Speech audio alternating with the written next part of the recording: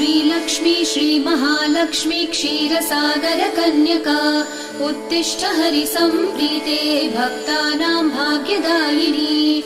श्रीलक्ष्मी श्रीमहालक्ष्मी क्षीरसागरकन्यका उत्तिष्ठ हरिसम्प्रीते भक्तानां भाग्यदायिनी।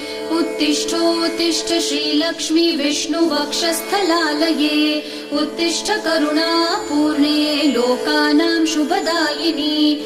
उत्तिष्ठोत्तिष्ठ श्रीलक्ष्मी विष्णुवक्षस्थलालये उत्तिष्ठ करुणापूर्णे लोकानां शुभदायिनी।